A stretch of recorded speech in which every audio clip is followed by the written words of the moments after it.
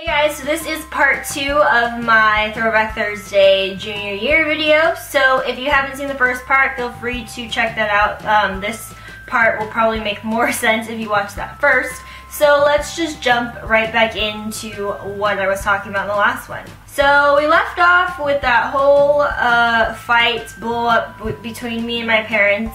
And what happened was, I don't remember if they sent me to my room, which they never really sent us to our rooms, but I think I just walked away and I walked to my room. And my little brother, who's 3 years younger than me, so he was in 8th grade at the time, being the little brat that he was, I heard him tell my mom to take away my phone, which was like, are you, like, seriously?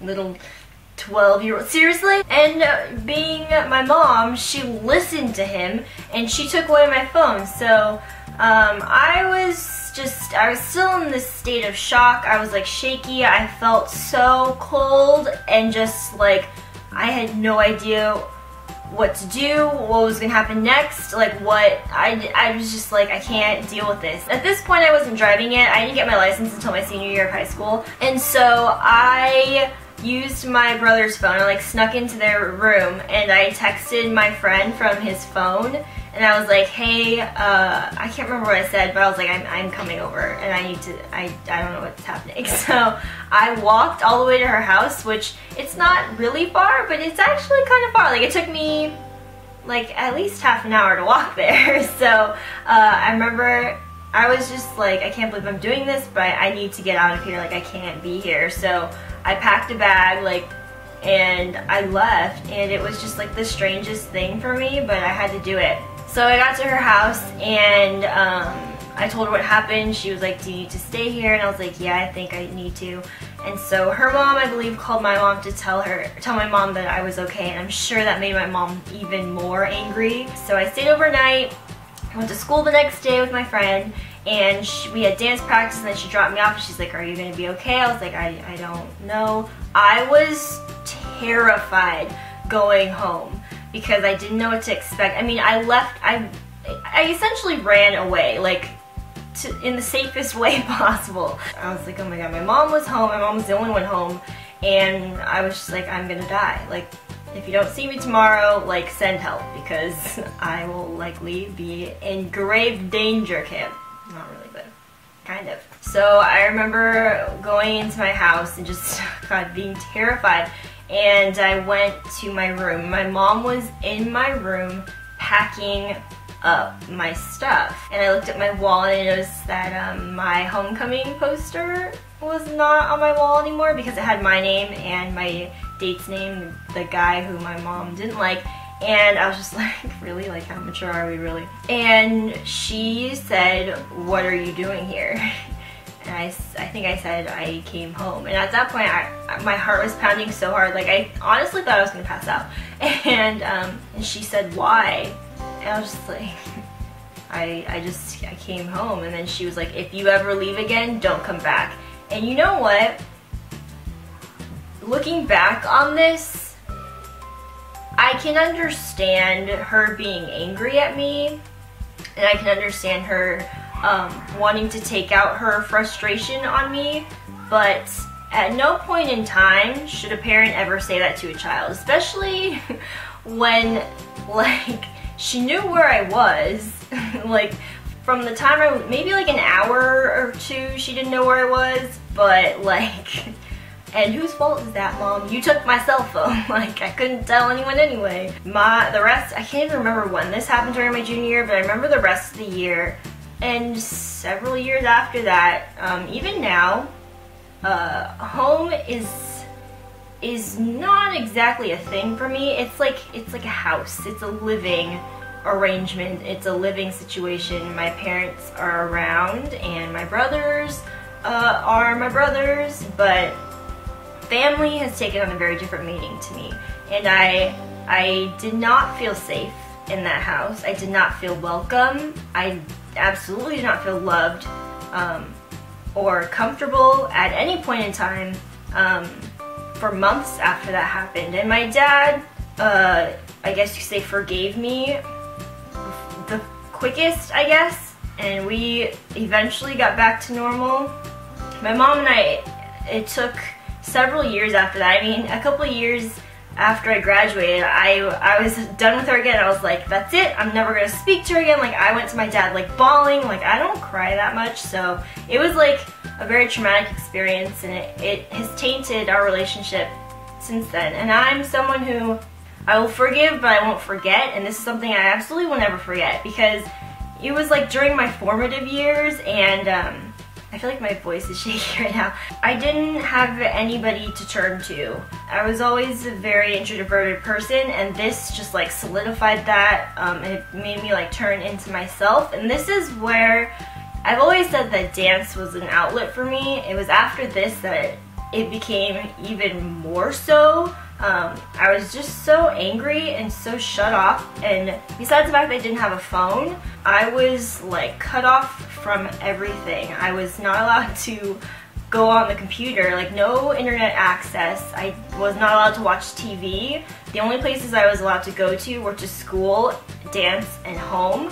And friends were no longer allowed to drive me. Like, everything was just, I wasn't allowed to do it. It was like the harshest punishment you could give to a 16-year-old girl. Looking back, like, I don't really know that I did anything wrong, at least to be punished for. It was more of, my mom was mad at me, so she was like, this is what I'm gonna do to you because you pissed me off. And I don't like that, as you could probably guess. So that, I feel like, has shaped a lot of my perception of people in general, but mainly people I don't trust easily, and I don't know, I'm not willing to make myself vulnerable to anybody who's supposed to care about me, because I don't believe it anymore. I think it's turned me very cynical, just in general, which is sad, but I mean, that's what happened, so there's that.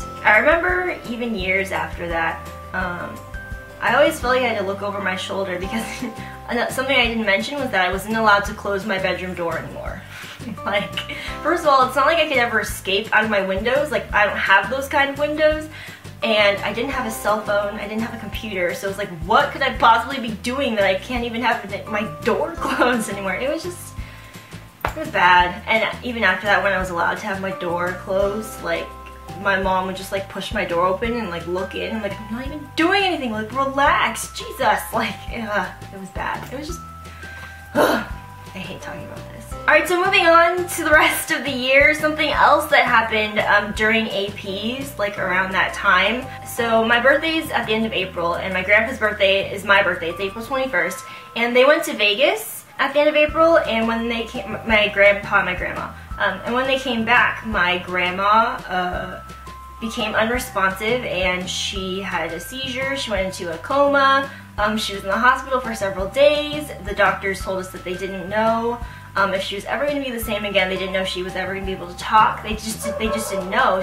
It was terrifying for me because my grandma and my grandpa spent a lot of time with us when we were kids. They, before we could drive, they would pick us up like twice a week because my mom and dad were working, and we spent a lot of time with my grandparents. So to think that I would never hear her speak to me again, or that maybe she would never be able to recognize me again, was just like, it was terrifying. Like, this whole year was just like full of terror. So I remember right before dance practice, for some reason my mom thought it would be a good idea to show me and my little brother a picture of my grandma, and she looked like she was dead. Like, her eyes were closed. She was in a hospital bed. Like, she looked dead. I don't remember what she said, and then I went off to dance practice, and that dance practice, I was a mess. Like, I was crying. They were like, hey, like, you don't even have to dance today. And I was like, no, like, I need to do this. I remember which practice it was too. It was for money, which, if I have a picture of the routine, I'll put it in here. That was a really awesome routine, but I remember that practice, I was like a mess. And we had this one guy on our team, and he was like, are you okay? Like, I think he looked kind of like, like a little afraid. Oh God, that was terrifying too. She's okay now, like, she's totally okay. She has like 9 lives because a lot of stuff has happened to her, but she's fine for now. Oh god, it was bad though. Alright, another thing that happened this year that was kind of traumatizing as well. So for my dance team, we, instead of having captains, we have artistic directors, and so there's 2 every year. Our junior years, all of the incoming, or future seniors on the team get interviewed. And not only interviewed, but our advisor tells us what the outgoing seniors said about us. So she asked them questions about what they think that our strengths and weaknesses are, and that kind of thing, and then she tells us in our interviews. I remember her talking to me about it, and she asked me what I thought my strengths and weaknesses were, and I remember just breaking the hell down again. I just had a lot going on that year. It was really bad, and I have a really hard time taking criticism, especially in dance, because it was kind of like my safe haven. So the fact that it was like, you need to do this and you need to not do that and that kind of thing, I was just, I don't know, it was bad. I broke down, but I wasn't the only one. So my 2 other friends, the 3 of us, we kind of knew that it was going to be 2 of the 3 of us were going to be artistic directors. And I went in first, I think, and then the 2 of them, after their interviews, they were both crying too. We were a mess. I was just a mess a lot this year, apparently. And I remember 4th period is when we had dance, and then lunch came after that. As the bell rang, we waited for the crowds of all the different students and classes to get out, and then we went out together. We all had red eyes and puffy faces. And I remember we walked into the quad, and my ex, this ex, and my friend's boyfriend, they both looked at us, or looked at the group of us, and they were just like, what the hell happened to you guys? And my ex, he came over, and he's not the type to be concerned or show concern. He was very I'm a tough dude. It was kind of weird actually that he was like, are you okay? What happened? And we're just like, no, we just had artistic interviews, don't worry about it, we're fine. So that was another time I cried that year. Oh, it was, Katie, did any good things happen to you during your junior year of high school? Why, yes, they did actually. So I have a lot of gratitude and just happiness when I think of dance that year, just as an outlet, but also me and the 2 other girls, the 3 of us who were up for artistic directors, we did a trio in the May show. Yeah, the May show, to an NSYNC medley. It was the greatest routine of my life. It was awesome. The crowd loved it. We had so much fun. It was bomb. That was so good. It was a really basic jazz routine that we did, and we were funny in it, and it was so good. I'm so proud of that routine still. Loved it. Another good memory from my junior year was actually my birthday that year, because I got a whole lot of love that year. My senior year kind of sucked. I'm pretty sure everybody forgot my birthday in my senior year, but my junior year, I got balloons, I got signs and posters, I got cakes and presents. I felt like the coolest person ever, and a lot of it was dance girls. They were all just really sweet, and just other friends, and my cousin baked me a cake. I remember that too. She's a year younger than me, and it was just so nice. I was I'm so happy. I remember it was a really good birthday for me. A lot of people asked me about SATs, and I should mention that I did take it the first time my junior year, and I got a 2070, and that's the score that I ended up submitting. It was my highest score. I only took it one more time my senior year, and I believe I got a 2010 or something. So that happened my junior year as well. I don't know if there's anything else I really feel like talking about for my junior year.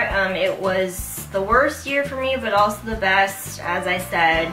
I had a lot of good times. Just dance. Honestly, dance was just my savior. If I hadn't had dance my junior year, I frankly don't know where it would have been. It would have been really bad. So I'm very grateful that I had that place. And I hope for those of you who are in high school, when I tell you guys to get involved, whether it's a sport or a club or any kind of extracurricular like that, something that allows you to work out your emotions in some way, I highly recommend it, because it most definitely helped me. So Alright, that is it for this video. Thank you guys for watching. I really hope I didn't forget anything for this year. So, yeah. Okay, I'll see you guys next time. And, I didn't have anything else to add after that. Okay, bye!